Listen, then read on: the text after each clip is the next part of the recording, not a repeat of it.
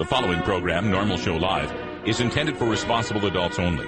We advocate for the repeal of marijuana prohibition for adults. We discuss the science, culture, and controversy about America's marijuana laws.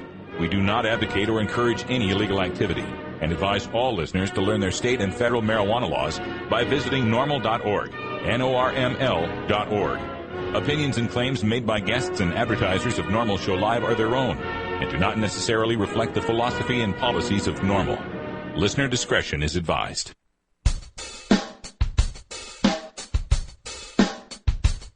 You take a seed, you plant it, you grow it, you dry it, you roll it, you smoke it. You take a seed, you plant it, you grow it, you dry it, you roll it, you smoke it, and it goes down smooth. Hey! Spanning the continent to bring you the truth about cannabis and marijuana law reform. I smoke pot and I like it a lot. From the promise of legalization. And I think we need to rethink and decriminalize our marijuana laws. To the agony of prohibition. One major responsibility is to encourage people to use less drugs. The National Organization for the Reform of Marijuana Laws presents NORML Show Live, Marijuana Nation. Now, here's your host, NORML's Outreach Coordinator, Radical Russ Belville. Good afternoon, tokers and tokettes. It is Thursday, Cinco de Mayo, 2011, and welcome to the show. It's glad to have you here. It's got to be 420 somewhere in the world. We have got a full studio here today while we begin today's show. Let's turn first of all to our good friend Ganja John. What it is, Russ. And we've actually got a shot here where we can say hi to Ganja Bro. Ganja Bro here. The person responsible for Mumbles is here. The man behind the Mumbles. Wave over to the green light there. And, of course, also Kaliko the intern is in the house, too. So we've got a great show. Absolutely. Hey, he totally gets applause. Totally, absolutely. And also from beautiful Grastoria, Oregon, in our virtual studios, Cannabis Carrie. Hi, guys. Happy almost Friday. This sort of feels like a Friday show since you're not going to be on tomorrow. I know. We won't have a show on tomorrow because I will be flying to Austin, Texas for the Texas Million Marijuana March. But we will have replays and also a live Irie Island Hour. Is that going to happen tomorrow? Tomorrow, 8 o'clock Pacific, a live Irie Island Hour while I'm out. And then I'll take the remote with me and see if I can get you any live stream from Texas while I'm down there doing my thing, marching with the people in Austin. But before we go on to all of the hemp headlines and all the stuff on the show, Cannabis Carrie has been injured. She's been taken out. I want to show you guys a picture here. This is a picture from Aspen, Colorado. The car she was in, they rolled the car, driving between Aspen and Denver. Carrie comes out with nary a scratch. Yet today, she has been taken down by a vat of salad dressing. Tell us about it. It's true. I don't mean to whine about it so much, but I dropped a bottle of salad dressing on my toe last night. And this morning, it is so far from feeling better. It's feeling much worse. Was it a vinaigrette or a cream base? It was sort of a cream base, but it was organic and low fat and $7 a bottle. And I am so pissed that I broke it they broke the bottle right when I came home from the grocery store. Cream bases hurt way more. Yeah, of course. It's heavier. Carrie, we hope you do well. And remember, if your toe is get something on that. Put that up, put some ice on it. We'll send you some salve. There we go. Okay, we'll I'll get do some something. salve for you. But Carrie, of course, has our hemp headlines that we do right after the first break. So what's in the news today, Carrie? Well, today, we've been really wringing our hands as cannabis activists all over the nation watching the drama that has been unfolding in Montana. And I want to let you know that activists in Montana do have a strategy to fight this, and I'm going to outline that during the hemp headlines today. Also, as we're doing our rounds of those threatening bully letters from the feds, we're going to tell you about Vermont's response to that letter. And also, as we close out Hemp History Week, I'm going to kind of stray a little bit away from my impartial journalistic side and do a passionate plea for you to get involved in hemp activism. Can it be a Carrie rant? Well, a mini rant. Nothing stands up to a radical rant. Well, We'll call it a mini rant. Thank you, Carrie. We're looking forward to that. Also on today's show, Ganja John brings you the music today. Who's the group you got today? Food Chain. Food Chain. We'll get some music there. Music is a drug, as a matter of fact. And then at 5:30, the Southern California scene with Terry Joyce. Lynette Shaw from the Marin Alliance for Medical Marijuana will be joining us on the show as well. We've got some video from the Denver mayoral debate and a little mini rant on conspiracy theories from me. So all that and more coming up on NORML Show Live. Please stay tuned. We are the voice of the Marijuana Nation. Stick around, join the chat room, and have yourself a ball. We'll be right back after this.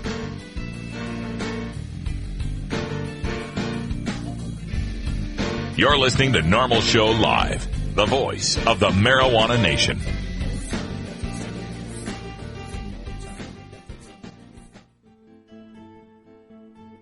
In today's busy world, we're inundated by advertising for all types of pharmaceuticals that come with a laundry list of potential side effects. Shouldn't you have better medical choices? Natural alternatives to pills pushed by Big Pharma? At Alternative Medical Choices, you could choose natural, safe, and effective alternative therapies that are right for your budget without nasty side effects. Cannabis, or marijuana, has been a legal medicine in the Pacific Northwest since 1998. Our doctors will help determine your qualifications for a medical marijuana recommendation in Oregon, no matter where you live. Our massage therapists will ease your aches and stress with soothing hemp seed oil or cannabis-infused massage salves. We also offer acupuncture, Reiki, and other alternative health therapies. Call Alternative Medical Choices in Portland, Oregon at 503-288-5579 or visit our website at www.altmedchoices.com. We specialize in out-of-state recommendations. That's www.altmedchoices.com or call 503-288-5579. As High Times Senior Cultivation Editor, I'm often called into the field and asked to sample or even identify exotic strains of marijuana in their natural habitat. Now, for the first time, I've compiled more than 120 of my favorite strains into this single field guide designed to fit into your pocket as you travel the world in search of your favorite plant. From a friend's closet grow room to the wilds of Northern California, this single guide covers all of today's best-known strains, plus heirlooms and throwbacks, including High Times quality photos and information on each variety's genetic heritage and growing characteristics, plus my personal notes on aroma, flavor, and potency. So this is Danny Danko, author of the official High Times Field Guide to Marijuana Strains, wishing you good times and great ganja. The official High Times Field Guide to Marijuana Strains is available at hightimes.com and finer bookstores.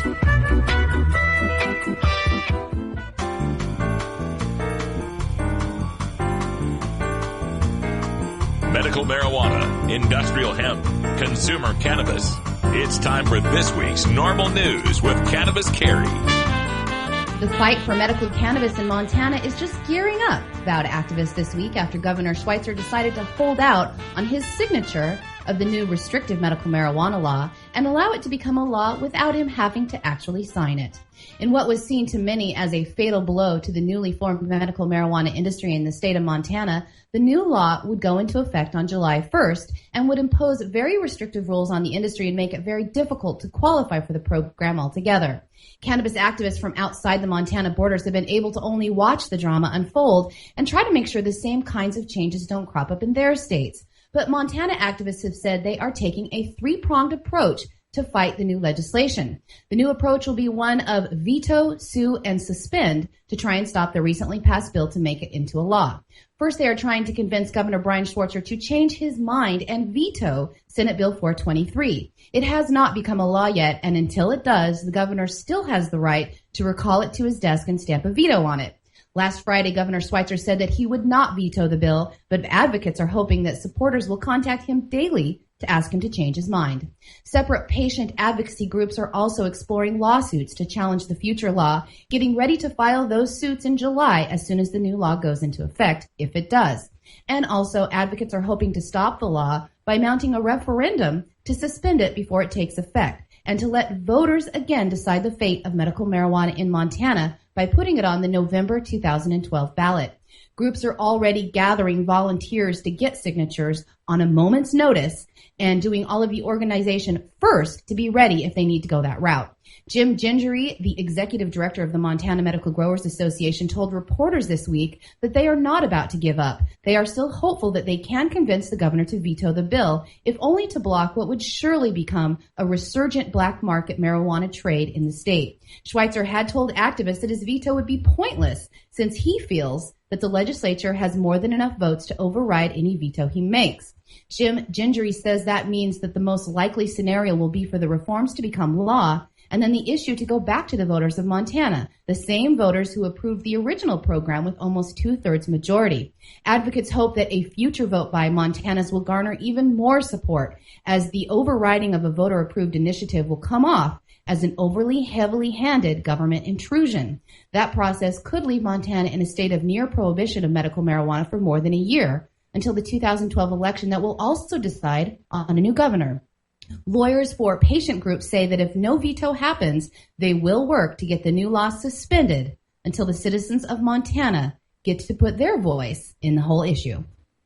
Wow. I'm glad they've got this strategy put together, but I don't see the governor coming back with a veto, even though his excuse for not vetoing it, saying that it's kind of a pointless measure because they'd be able to override his veto, that doesn't really wash for me. If you think this is the wrong bill, and if you think this isn't doing right by the people who voted this in, then you should veto it, whether you think it's going to get overridden or not. This should go back to the legislature, and it should be on their shoulders to let it happen. By just allowing it to become law without your signature, it reminds me of that saying that the only thing that needs to happen for evil men to succeed is for good men to stand by and do nothing. And this is standing by and doing nothing and letting this terrible SB 423 become law, putting people back into the streets as criminals, branded as criminals, when all they want to do is follow a law. If you think that the medical marijuana law needs to be stricter or revised, that's fine, but 423 is going far beyond that. You need to find some way that the people who are currently on the program can maintain themselves on the program. There's no reason why a person who maybe had been using cannabis in the past when it was illegal, and then when it became illegal, jumped through all your hoops to be legal, went through and complied with all you asked of them, gave up their privacy, let you know where they're at, registering, all these things that you have to do to get a medical marijuana card, seeing the doctors and so forth. All these things that the people of Montana went through to be legal, and then you want to take that away from them? Do you think they're going to stop? Do you think they're going to stop using cannabis now that they've had it for this many years, that they've been using it and found it to be so superior to all their other medications? Whether you think they're deserving of that medication or not, no, they're going to continue. And so by not vetoing this, you are tacitly allowing some 28,000 Montanans to become criminals again, and further enriching a underground market that you supposedly say you want to end. This makes no sense. Please contact Governor Schweitzer at 406-444-3111. That's 406-444-3111. That's his phone number. Or you can go to governor.mt.gov to get all the information for contacting the governor. Tell him it's not too late to veto. And Vermont is the latest medical marijuana state to get a threatening letter to their governor from the feds. The letter landed on the desk of many legislators just a few hours before a vote to regulate dispensaries was to be called yesterday.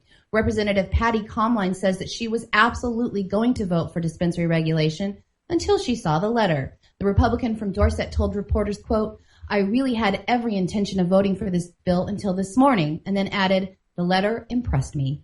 Vermont has had a medical marijuana law on the books since 2004, and lawmakers there have spent the last few months drafting legislation to help legal users obtain the substance if they are unable to grow it themselves. The letter in Vermont came from Vermont's top federal prosecutor, U.S. Attorney Tristram Coffin, which was almost an exact copy of the other letters that had been sent to Oregon, Washington, Montana, California, Colorado, and Arizona. It included a blurb about not going after sick individuals, but added that individuals who elect to operate marijuana cultivation facilities will be in violation of federal laws, and operators, landlords, financiers, and even state employees that give out permits to allow such activities are not exempt from federal prosecution. Backers of the distribution legislation that includes the Governor Peter Shumlin scrambled on Wednesday to find a way to pass the bill as scheduled before lawmakers go home for the year starting tomorrow. The bill passed the Senate and then got held up in the House for a 2-hour debate that included discussion about the seemingly new federal threat. But Governor Shumlin said he very much wants to go forward with the bill and won in a preliminary voice vote. It will be up for another House vote today or tomorrow. State Public Safety Commissioner Keith Flynn has said his office sought Coffin's input after hearing that the federal prosecutor in Rhode Island had made comments to officials there last week, prompting Governor Lincoln Chafee to halt his state's program. The Rhode Island letter was nearly identical to Coffin's. Representative Sandy Haas told the House on Wednesday that she remained doubtful that federal prosecutors would pursue dispensary operators, particularly with numerous restrictions that the Vermont bill contains, in hopes of preventing dispensaries from becoming fronts for illegal activity. But just to be clear, the House Human Service Committee added an amendment yesterday giving Shumlin the authority to put the process of taking applications from dispensary operators on hold if there become more concerns. Other lawmakers weren't so sure about the Wednesday vote. Representative Andrew Donahue voted no because he says that Vermont does not have the right to pass laws in violation of federal law. And then he asked Representative Hawes, who was on the floor at the time, how many local police departments support the bill. She answered none, since they are all uncomfortable going against federal law. We'll keep you posted. Oh, yeah, more bully letters, more threats here. And the thing is with Reefer Madness, they're so infected by the Reefer Madness, they can't even hear the internal contradictions in the letters they point out, right? Because the letters keep coming out and they say, don't get us wrong. We're not at all against sick people using the cannabis plant in order to treat themselves if they're terminally ill. But by God, if you try to grow a plant for that sick person, we're going to haul your ass to federal prison. Where are these sick people getting their plants, Mr. Obama? Where are they supposed to get their medicine if not from someone growing it for them? And it's not something, people say it grows like a weed, but there are expenses involved. There is labor involved. There is skill involved. There does need to be a way for people to pay to get cannabis. You cannot support the idea that marijuana is a medicine and some people should be using it. Even the way you guys think of it, that, very, very few people should use it. You cannot even support that without supporting getting them some safe, reliable access to that medicine. And during Hemp History Week, I want to make it clear that hemp products are currently legal. You can find them in cereals, supplements, milk substitutes, protein powders, sold in stores like Whole Foods or Trader Joe's. Your birdseed is mostly hemp seed, and many textile products like clothing, the popular shopping bags, and shoes now have hemp textile products in them. But U.S. companies get 20 tons of hemp oil from Canada to create a market that last year was valued at more than $400 million US. Since the mid-20th century, industrial hemp has been banned in the United States because the government does not distinguish between food and industrial grade hemp and the other members of the cannabis family that we promote for medical and recreational purposes. Beyond the fact that we do not mention it in schools to our kids, national hemp farming in the United States dates back to the colonial era. Hemp was a staple from the 1600s until the mid-19th century, and the founding fathers, including George Washington, John Adams, and Thomas Jefferson, grew the crop. Hemp was declared a narcotic in 1937 with the passage of the Marijuana Tax Act, and later legislation outright banned it. Realizing their mistake, the U.S. Department of Agriculture briefly allowed hemp farming during World War II to help the war effort, and George H.W. Bush's parachute that saved his life in late 1944 was made from hemp. Since 1998, the U.S. has allowed the import of food-grade hemp, and companies including Nature's Path, Nutbia, Manitoba Harvest, and Dr. Bronner Soap make an array of products from breakfast cereals to high-protein supplements to lotions. Politicians with diverse views like Representative Barney Frank and Ron Paul have introduced legislation to legalize industrial hemp production. Now, for now, that bill languishes in Congress, but hemp products have become more popular. The benefits are numerous. It's easy to farm with almost no needs for herbicides or pesticides, easily gaining the organic label for farmers, and adaptability to most climates, promise as a biofuel feedstock, potential for water remediation technologies and building materials. And just on a personal note, hemp activism is very important part of your cannabis activism. It's often said that legalizing marijuana won't change the usage that much because pretty much everyone who wants to smoke weed is already smoking it. Well, let me tell you, everyone that wants to farm hemp is not being allowed to do so. It is so important to our planet ecology that we seek out more healthy ways to farm with fewer pesticides and fewer water and acreage use, and hemp is the perfect crop to fit those shoes. We could feasibly begin processing hemp oil to replace foreign crude oil that has been the bane of generations of citizens now, creating dirty profits, supporting wars, terrorism, and crooked governments. The medical marijuana industry is huge, and we have proven that it can create jobs, tax revenues, and provide stimulus to local governments. Industrial hemp farming would be even larger in terms of tax revenue, world trade, and a huge boon to the American farmer.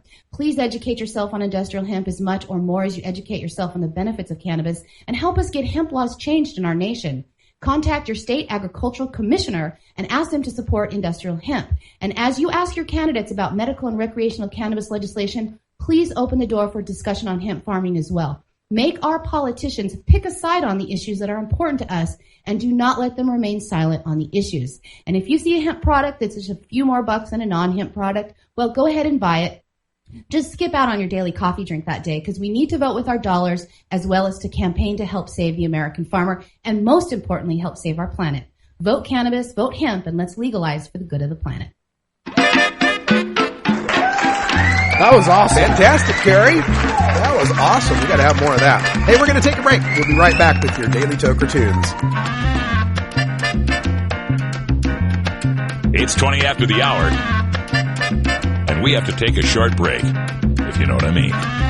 Please support these sponsors who support NORML Show Live. Oh, have you ever met that funny reefer man? A reefer man. Have you ever met that funny reefer man? A reefer man. If he said he swam to China, he would send you South Carolina. Then you know you're talking to that reefer man.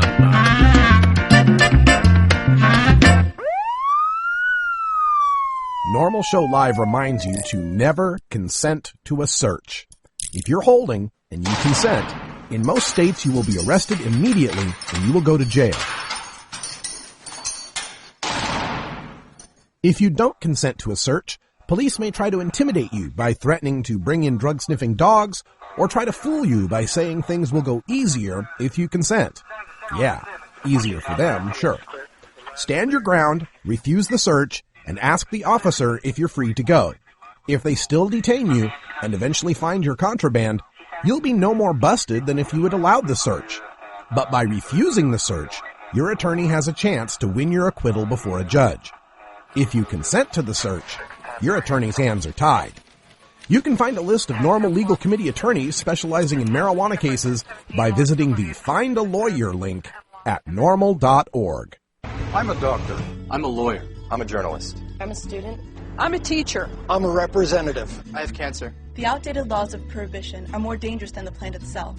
I lost my scholarship. I was fired. 20 million arrests since 1965. This is getting ridiculous. Our prisons are overcrowded with non-violent offenders. We have the opportunity to change. This is costing our country billions of dollars. Making my family and I fight in a courtroom is difficult enough when I'm already fighting through chemotherapy. There's no reason to be scared by tradition anymore. We can stop this. We can stop this. We are the American people. We can stop this. And you have our support. We're old, young, straight, gay. We're every race and nationality. And we're not going to give up. You can tax it. You can regulate it. Apply age restrictions. You can create millions of new jobs. We can save our economy. President Obama? It's time for legalization. Legalization. Yes. We can. This has been a public service announcement. Pop Pass Records. It's time for your Daily Toker Tunes, the best in 420 friendly music from all genres that uplifts, entertains, and informs the public. Today we bring you tunes for Groovin' Thursday. Our salute to all the dopest beats and killer rhymes that we find in the best of rap, hip-hop, soul, R&B, and funk. Brought to you by the John Doe Radio Show in Denver, Colorado. Accurate and informative marijuana reform news and entertainment. Available on the THC Media Network and JohnDoeRadio.com. If you'd like to submit your song to be played on NORML Show Live, send it to us at stash@norml.org. Now here's some more great independent marijuana music for today's Daily Toker Tunes. Tim from John Doe Radio is not doing the tune today. Daddy's going to handle it. we got something really special for you guys today. This is Food Chain. Food Chain, we saw them on April 19th in Denver. They opened up for Cypress Hill. It was a great show. Me and Kaliko had a great time. Food Chain's a hip-hop collective based out of Denver and is really one of a kind team of MCs and producers. The band is kind of like a super friends of hip-hop. Who's Aquaman in this? I don't know, actually. I'll have to figure that out. But the vocal representation consists of about 4 MCs. Mike Coates, C1FL, and Champion Sound Killa Black. What a name. That's amazing. Internally dubbed the offense of the team. And conversely, the defense provides the group's sound and is driven by 2 incredible producers. Mass producer, Mo Heat on keys, turntablist and bassist DJ Lewiside, and percussions by Alex the Great. Food Chain really embodies the authentic element of hip-hop culture. They have vinyl scratching, which is something that I just don't hear anymore. It seems like it's kind of an endangered species. This tune's called Music is a Drug, and we heard it live, and I gotta tell you guys out in Denver, go check out Food Chain. Some of the best live hip-hop I've ever heard, almost a full band, and some of the best keyboard stylings I've ever heard. So without further ado, here's Food Chain with Music is a Drug.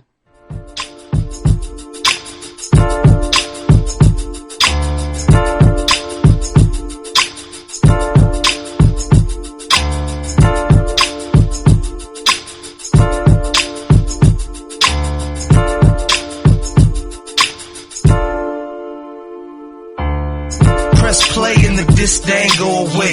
Baseline in my face like Novocaine. Snort a line of the coke flow. Get them high off the rhyme, fortified by a dope show. Let my mind and my soul float. Good vibrations, I could taste them like some dope smoke.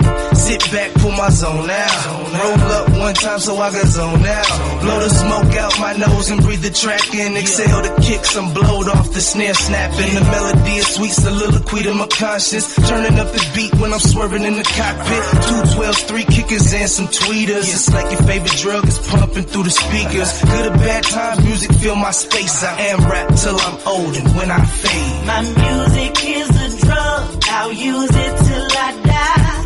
It gets me high, higher than the sky.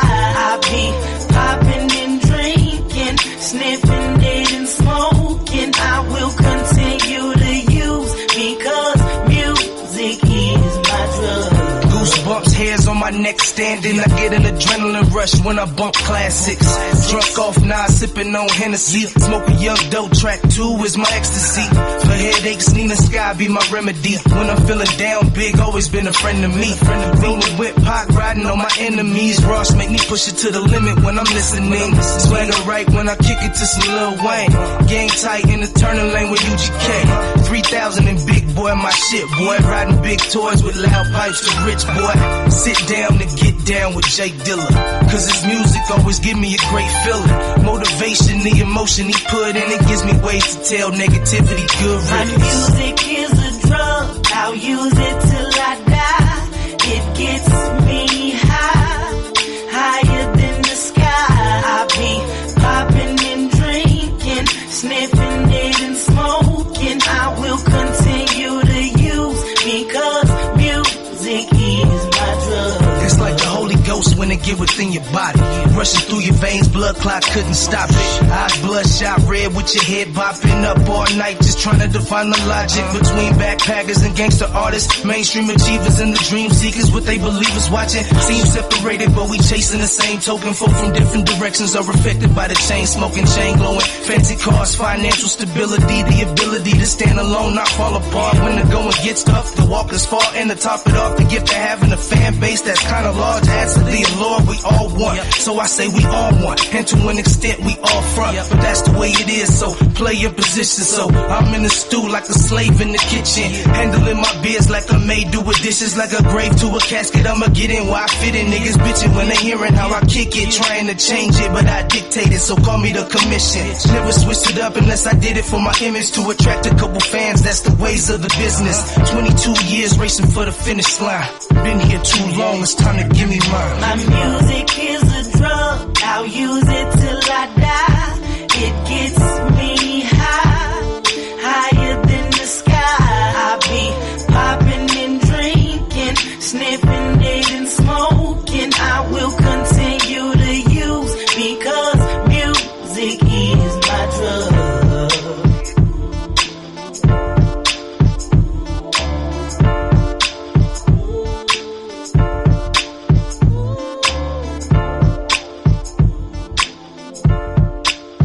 You want a copy of that song for your iPod? Check out the Daily Toker Tunes at the Stash blog by surfing to stash.normal.org and choosing Media and then Toker Tunes from the main menu.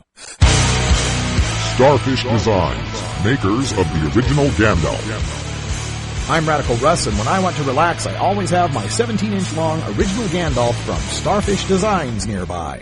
The hand-blown borosilicate glass is strong and easy to clean, and the design is sleek and sophisticated. Starfish Designs are available from Bend, Oregon at a glass retailer near you. For locations, call 541-788-GLASS. That's 541-788-4527. As High Times Senior Cultivation Editor, I'm often called into the field and asked to sample or even identify exotic strains of marijuana in their natural habitat. Now, for the first time, I've compiled more than 120 of my favorite strains into this single field guide designed to fit into your pocket as you travel the world in search of your favorite plant. From a friend's closet grow room to the wilds of Northern California, this single guide covers all of today's best-known strains, plus heirlooms and throwbacks, including High Times quality photos and information on each variety's genetic heritage and growing characteristics, plus my personal notes on aroma, flavor, and potency. So this is Danny Danko, author of the official High Times Field Guide to Marijuana Strains, wishing you good times and great ganja. The official High Times Field Guide to Marijuana Strains is available at hightimes.com and finer bookstores.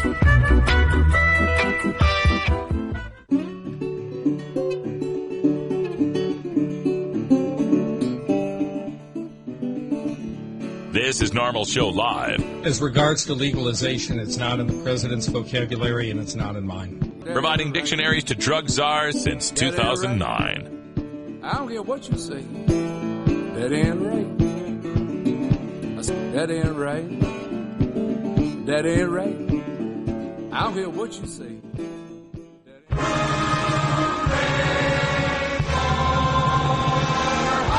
Weed. That's Hooey Valley, hooey-ha. Weed. Where any office boy or young mechanic. Now it's time for a report from the epicenter of American cannabis culture with our Southern California correspondent. You know her from ComedyNation.com and her appearance as a finalist on Season 1 of NBC's Last Comic Standing.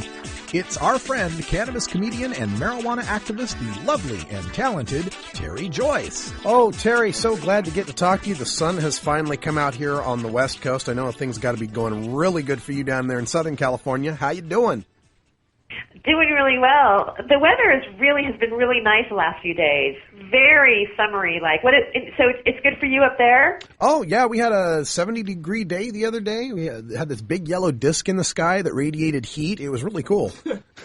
I think you call it the sun, right? You finally got to see it. Wow. Yeah. I guess I should correct it though. I guess the weather's been good everywhere except the Staples Center. Oh. I'm amiss. What's going on at the Staples Center? I'm sorry. That was for Rolla J and Destruction and Gaio and all the Lakers fans out there. That's all. Just a little dig. Oh. That's all. Oh, okay. Oh, but Terry, great to have you on the show again. What's happening with you down there in SoCal lately? Well, I ran into Lynette Shaw again, and I know that you just saw her up in Colorado for the big NORML conference. And, I can't, I've known Lynette for maybe, 3 or 4 years now, but just knowing her, I'm thinking, what more could this woman go through? Oh, really? And, she's been just such a pioneer with marijuana for years, and it just seems like she's really gone through a lot of trials and tribulations. And right now, the IRS is coming after her and 49 other dispensaries, and they're not allowing her to write off her deductions that she did for the last, I believe it maybe, we'll put her on the interview, but I think it's the sum of nearly 12 years. Wow. And so that's kind of the new thing that's happening. It's what we feel that that's how they're targeting us now. There's always something. Either they're going to make it so that the tenants or the landlords is going to sue the the businesses for being in the building, or however. It just seems like they're either our cities trying to poke at us in some ways, or now it's the IRS. And I don't know about you, but it feels like, well, this is the way we're going to knock them down. Mm-hmm. And but I know that this woman, she's not one of those kind of people. She's a fighter, and she always seems to come back up. So I want to introduce to the show Lynette Shaw. Hi, Lynette. Hi, Russ. Hi, Terry. Oh, so glad to have you here. It was nice to see you in Denver at the NORML conference. It was nice to see you. And just to give people your props here, you are with the Marin Alliance for Medical Marijuana, and this is part of these IRS stories that we've been talking about the feds going after the big players here. What's the latest update on your situation? Well, I've been licensed since 1997, so that makes us the longest standing licensed dispensary in the nation. I've been filing taxes with the IRS for 13 years. This is our 14th year open legally. And I've actually had a relationship with the IRS because, I was new to this business thing, and they were giving me advice about, gee, you're not taking enough standard business tax deductions, and you're going to save money here, and let's make an arrangement, make this payment there. And then suddenly in Thanksgiving of last year, I got a notice saying you're going to be audited before the end of the year. Well, that's impossible. It's Christmas time. Mm-hmm. So then they asked, bring in your books for 2009. I said, fine, standard business accounting, got a CPA, got a tax attorney, And they said, okay, what are the names, addresses, garden locations, and income of all your growers? Oh. And we said, well, that isn't really relevant because I can show you this is the money that was paid. We put it in the bank deposit here, and here's where it paid the bill there, and blah, blah, blah, blah, blah. And here's the money. Here's where it goes. And they said, well, we don't like your books. We don't have enough information. And under Schedule 1 and the anti-crack house tax law, we're going to not allow you any deductions after 13 years. Right. So that's is it the 380E? Is that what they call it? Was it 280E? I can't remember the code. 280E. That's it. Which is written by Senator Pete Stark, who's furious it's being misapplied to medical marijuana clubs. It's terrible. Yeah. So I hope no one else ever gets a bill like I did, which was for $1 million+ doing 120 days. Wow. However, rather than wanting to go jump off the Golden Gate Bridge, I believe that I'm in the best position to fight them of anyone in the nation because President Bill Clinton actually sued me in civil litigation before in 1998, along with I was one of the federal 6 that went to federal civil court in 1998 when they called Dr. Tom McRae, Cheech and Chong doctors, National News. Yep. Well, I'm the only one who survived because we appealed court, keeping our case alive, and we were demanding a constitutional review of the rational basis of Schedule 1. Also, we demanded a medical evidence review to defend our actions, as any defendant can and is allowed to under the Constitution and American law. Sure. They did not want to review this evidence. They kicked me around from court to court. We let everybody else go first. Oakland Cannabis Club, race decision, all was going south. And I really believed in this appeal. We put every penny we could building our case evidence of the medical review. We have $400,000 worth of formal case evidence we prepared for the Supreme Court, took it to the Supreme Court in 2008, and they dismissed the entire case after 10 years. No summary judgment, no restraining order, no permanent injunction, no charges, nothing, rather than open up the medical review. So we are uniquely prepared because now they came after us before with it's against Schedule 1 and anti-crack house. Mm-hmm. Now it's against Schedule 1 anti-crack house tax law. Well, wait a minute. We already prevailed on this one. Yeah. It sounds like you might have a case there. And no one else has to. Yeah. So we filed our appeal March 30th. We were the first one to get completely thrown under the bus. We were a very small operation. And we've never been allowed to have ancillary merchandise, no T-shirts, no books, no papers, nothing. And we're too small to have any extra services other than... Oh, Lynette, I hope... We won a bunch of cases and stuff. What's that? Oh, sorry there. We were just having a gap with the Skype there for a second. Thought we had dropped you, but we're still got you on the line. Okay. Lynette Shaw, Marin Alliance for Medical Marijuana. Go ahead. All right. So anyway, we have prepared a case that I think is going to shoot marijuana off of Schedule 1. Because what we believe, if we can get these books open at a hearing, that we have irrefutable proof that marijuana is medicine and it is acceptable. And this whole thing is a lie from the very start, from 1937, as most of the listeners here know. Uh-huh. And that it is un-American and against the law to purposefully and deliberately and vindictively misschedule marijuana any further. It's absolutely un-American, and it's against the Constitution too. Oh, absolutely. So this might be our door to the Schedule 1, because under the tax rules, there's a couple of hearings at IRS tax court. Then we go straight to the Ninth Circuit and straight to the Supreme Court on a fast track. 1 year, maybe year and a half max, will be in the Supreme Court. Well, what are some of the points that you're making in your case to justify? I mean, we obviously know what they are, but I'm just some of the examples you're giving the court to prove the medical utility.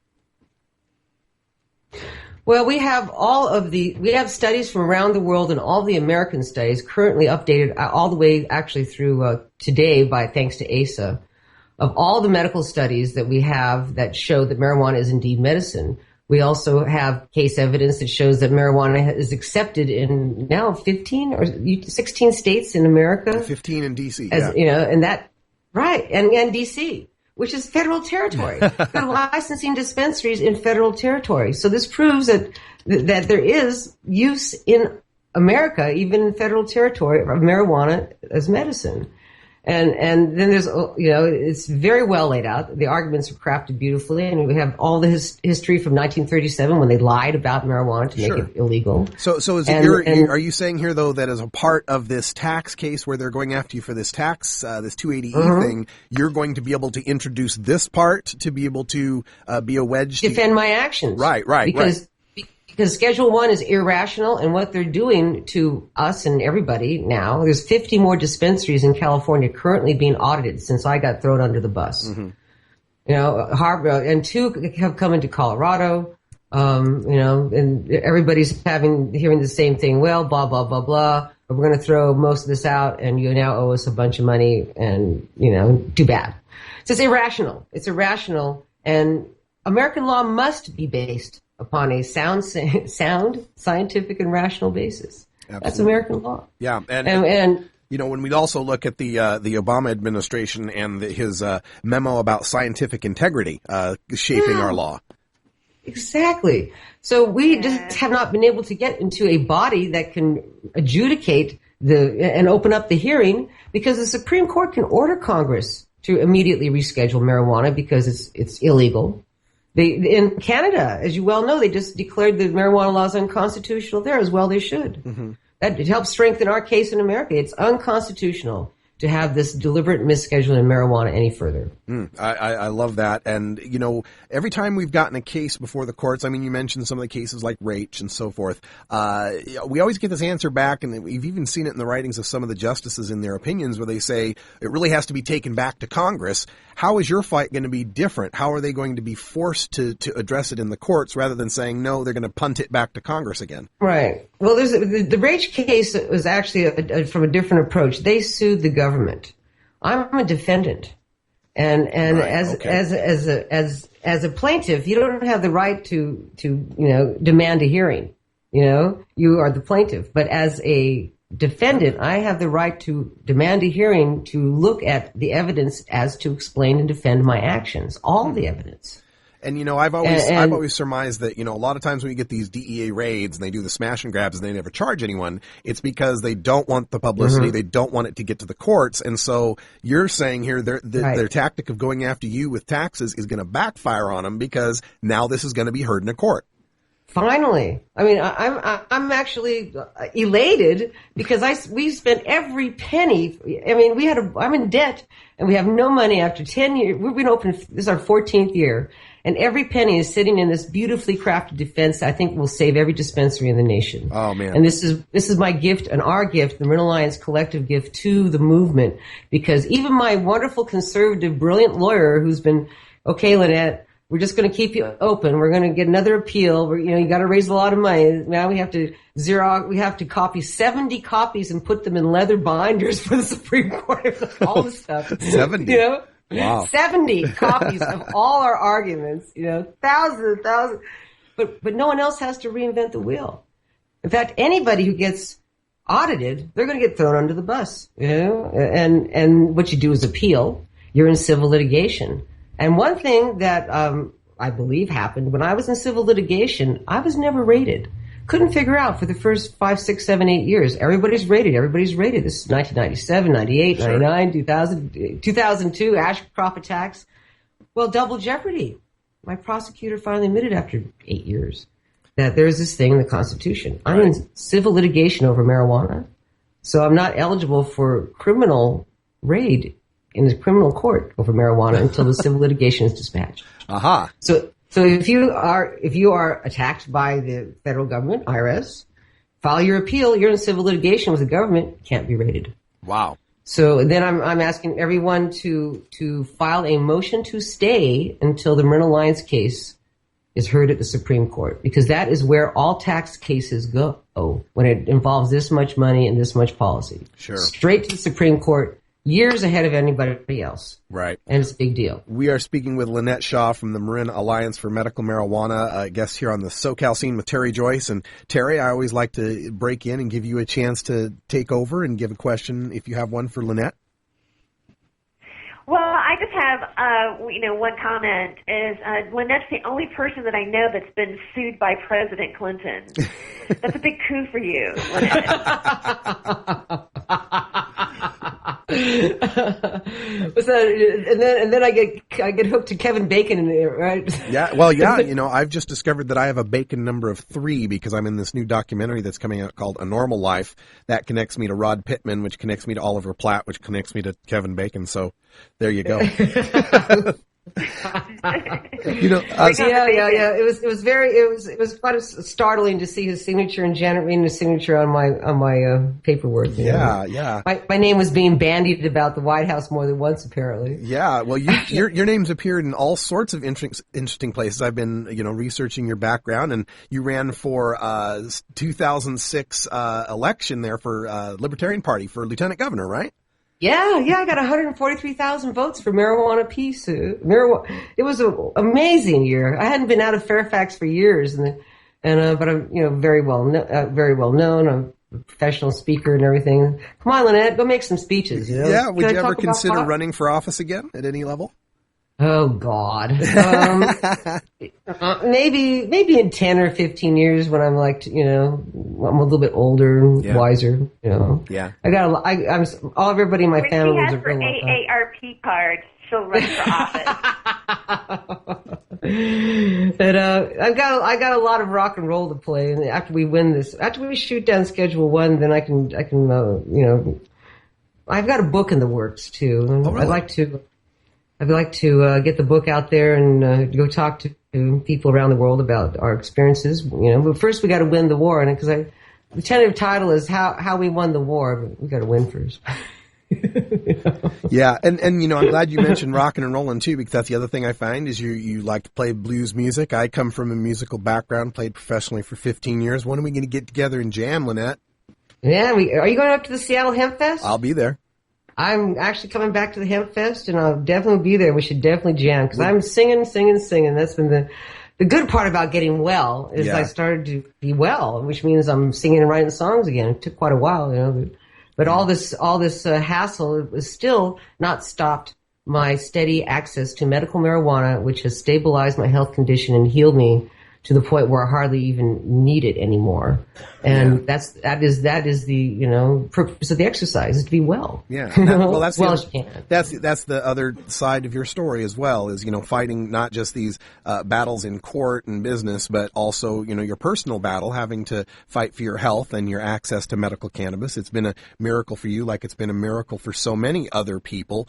And I admire what you're doing. I admire that you're taking these court cases forward. This is fantastic. And talk about taking lemons and making it into lemonade. I mean, most people, if they got the suit from the IRS, it would be their darkest day. But I think. Oh boy, I'm tired of these little BS kind of backstabby. I'm gonna lie about Lynette to make me look better kind of stuff. Like fighting like that. That's stupid. Yeah. But if I'm going to get beat up, it better be for a good reason. And I think I can beat them up on this myself. I know we can win. Even my conservative law professor, brilliant defense attorney, says, Lynette, you've had faith in this case this whole time, and now, we are in a position to win. We're going to be able to shoot down Schedule 1 with this. And I said, yes, sir. That's why we built that defense case for 10 years. And now ASA, thank you, Steph Scherer. We love Americans with Safe Access. They are donating 3.5 years of case library updates, which saves me $50,000 in legal evidence gathering and formalizing. So we are now, shortly, we'll be currently up to date to the latest case. And we're going to feed in everything, because when we finally get our date from the IRS in a couple of months, we're going to know a date. That's when we enter all the evidence on the first, hearing. We have to bring in our truckload of evidence and our list of witnesses. And, and I'm thinking we have, there's doctors, there's lawyers, there's patients, amicus from the state of California, or maybe amicuses from all the states, because this has got to stop. It's irrational. And our businesses have to be able to pay income taxes so we can support our nation and make it healthy, instead of throwing all the marijuana money away to the underground and the cartels. Yeah, it's only the sensible thing to do, and it's just, the more you learn about this and the more you research all the things that brave people have done to try to change this law, and just how much has to be done, it's mind-blowing sometimes when you think about it, that it's really just talking about a plant here. We're really just talking about a plant. Yeah. We're having to go through all of this. It's just amazing. God, my life is on, my house. They could, when you get a bill for over $1 million due in 120 days, or they take your house. Yeah. They can do that to everyone who's filed righteously did everything they were supposed to do and filed. Everybody in the nation is in trouble. If they can shut down the Marine Alliance, they're going to shut down everybody overnight. Yeah, no kidding. But this is why everyone has to appeal, and wait. And I was just wondering, are you safe and secure during the appeals? I mean, can they take your house while you're appealing, or does that put on hold? No. Everything's put on hold. Good. Because I'm innocent until proven guilty, and so is everybody else. Good. Want to make sure that was clear for everyone. Yeah, it stops everything, freezes everything, and we're open. Yeah. This will also help us set up a lot of communication. We need to hear from whatever's going on from all over the nation. Yeah. And also, Green Aid has adopted our case, one of the few cases they have. So any donations that people want to get a tax-deductible receipt, they can go online to green-aid.com, and on the form put Marine Alliance, or Lynette, or Shaw. They'll figure it out. Yeah, figure it out. And they get a tax-deductible receipt, and we need to raise another $50,000 to get our legal team back for another year. Mm-hmm. And that's not too bad, That's ASA took care of half our bill with all that legal update, and so we're pretty close. Let's get everyone out there to green-aid.com, or it's a .com, right? Yep, it is. Okay, green-aid.com, and get those donations for the Marin Alliance for Medical Marijuana. This could be and should be the precedent-setting case. We want cannabis taken out of Schedule 1. It does not belong there. Absolutely not. There is medical use. People here in our studio are demonstrating that every day. And Lynette Shaw, I want to thank you so much. People in the chat room that met you, for example, Stereotype, are saying, they met you at the NORML conference and you were fantastic. And we're so glad that you could join us on the show today. Thanks for being here. Oh, you're welcome. Anytime, Russ. Anytime. Thank you. And Terry, thank you so much for setting up the interview for us. And before we go, I want to, of course, give you the chance to update folks on your whereabouts.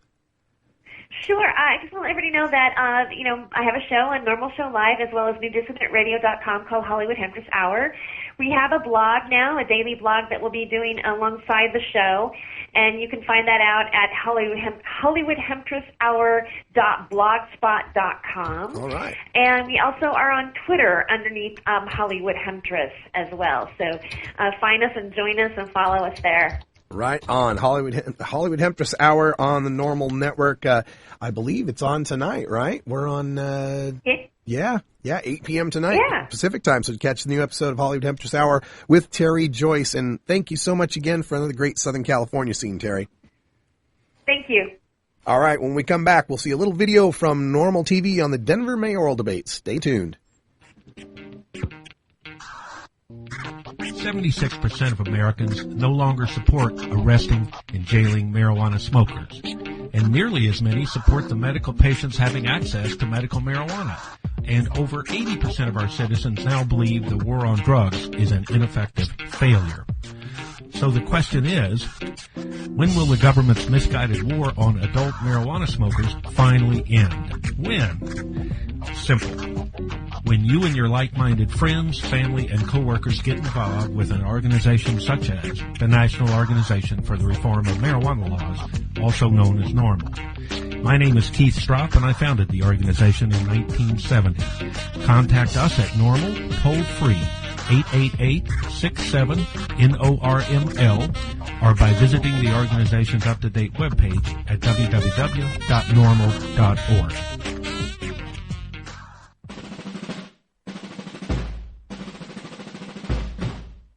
The effects of marijuana prohibition are felt by all Americans in every walk of life, regardless of race, creed, color, religion, social status, wealth, gender, sexual orientation, or even one's use or non-use of marijuana. As the marijuana smokers lobby, NORML hears the stories of these average Americans and brings them to the attention of our policymakers and our fellow citizens in this segment we call NORML Newsmakers.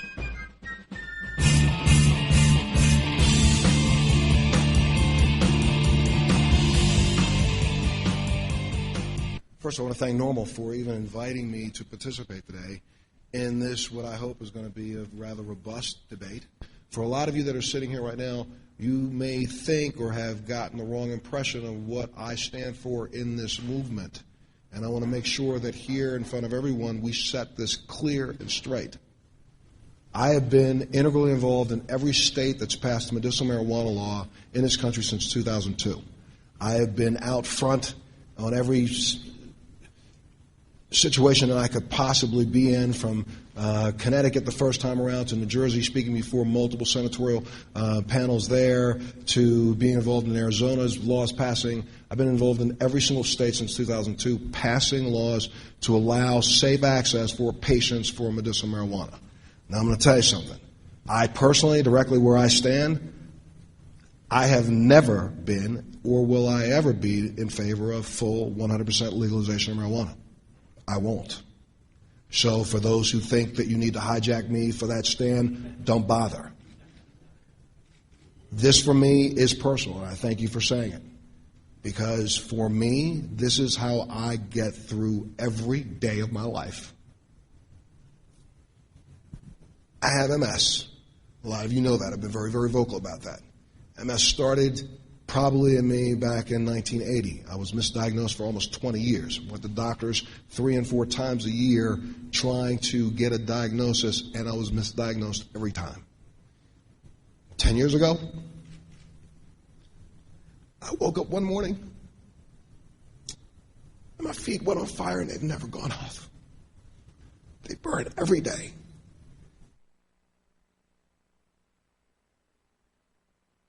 I stand for common sense.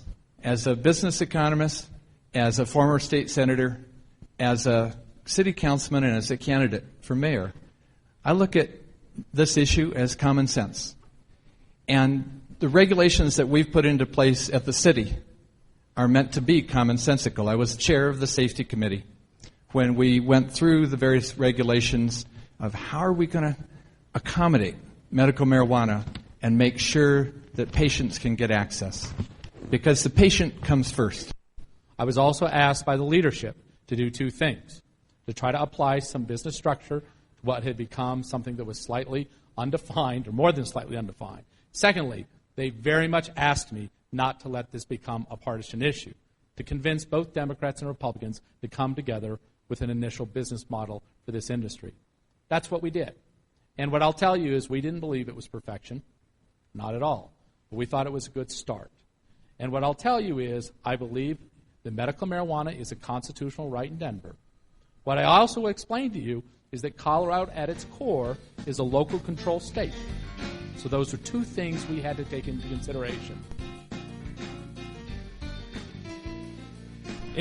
I'm a free market capitalist and definitely for the freedom of speech. And it's going to be a market-driven issue, I think. If it is that type of neighborhood, if it's a residential neighborhood, if you're up on the hill in Boulder and it's a college environment, the supply demand and how they want to be marketed to, the good business owners are going to figure that out.